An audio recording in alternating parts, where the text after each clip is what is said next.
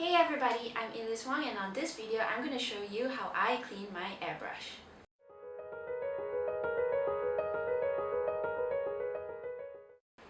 This video is separated out into 3 parts: color wash, cleaning, and maintenance. Color wash is like any other paintbrush where you need to clean the brush before using a new set of colors. You can also use this technique of cleaning if you are done painting for the day and decide to continue on the following day.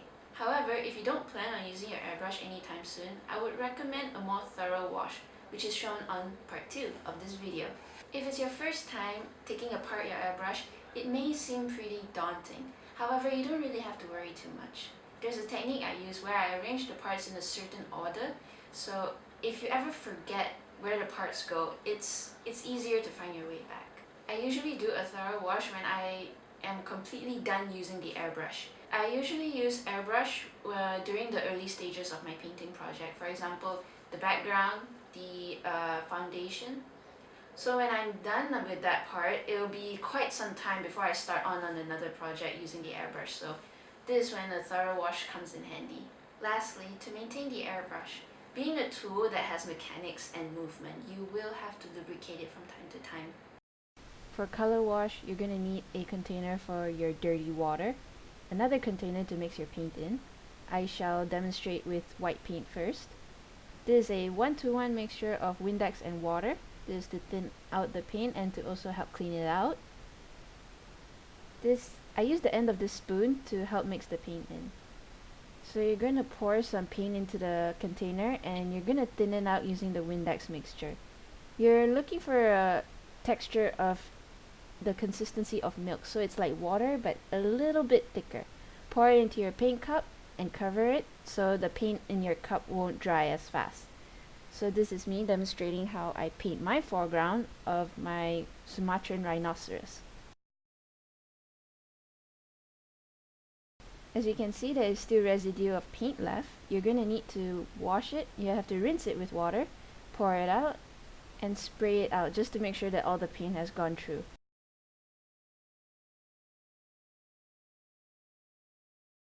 Then use the Windex mixture to really make sure to help thin any paint that's inside. So give it a shake so the entire cup is also clean. Pour it out again and spray it just to make sure. And you're going to rinse it one more time just to wash not only the paint but the Windex. I like to spray on the paper just to make sure all the color is gone. Now you're going to use another color and you're going to just do the same thing. Now for cleaning the airbrush. You're going to need an airbrush cleaning solution, a cleaning kit, and a couple of containers.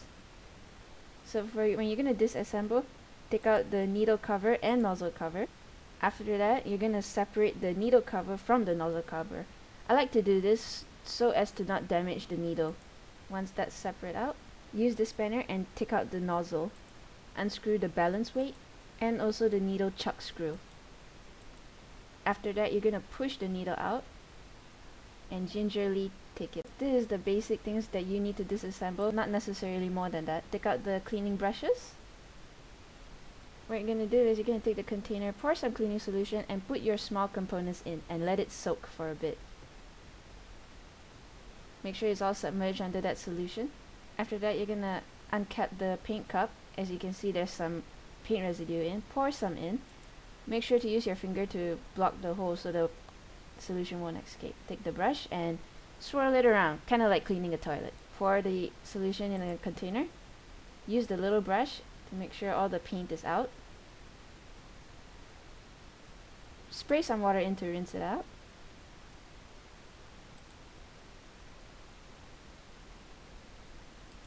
There is some paint that will dry in the middle. It doesn't really affect your painting, but I just like to keep things clean. For maintenance, you're basically just going to put on lubricant and sealant on the airbrush. First, take out the hose connector and pull out the trigger.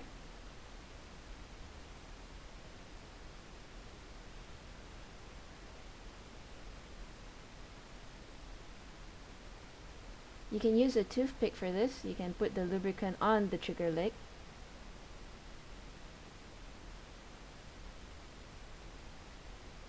After that, make sure you have the right side and place the trigger back into the airbrush properly.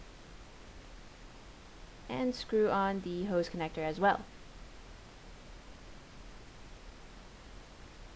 After that, you are going to take the nozzle and you're going to put sealant on that.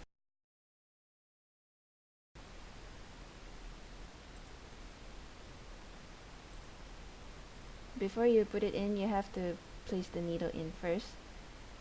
Make sure to not push it on the tip because you don't want to bend it just in case. Because if you bend it, it's not going to spray straight and it will cause a lot of problems. Make sure to pull it extra deep so the needle is not exposed.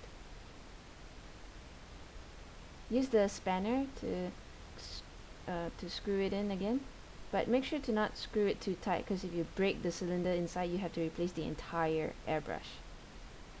Take the nozzle cover and use the lubricant and put some on it as well. Put it back in. And you're gonna take the needle cover and put some lubricant on that too. This is the last piece that you're gonna have to lubricate. And it's now safe to push the needle back. Put on the needle chuck screw and also the balance weight.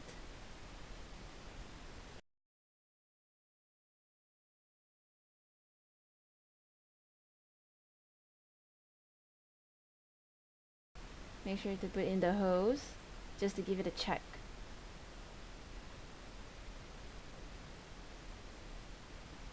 Use the solution just to really make sure everything is running smoothly. This is also a great chance to test it out, see whether it's really clean and whether it's working properly. And you're gonna finish off by rinsing it. Take a tissue paper and dry the insides.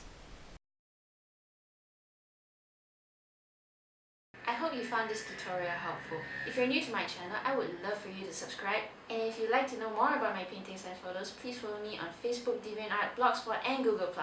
That's all for today and thank you for watching.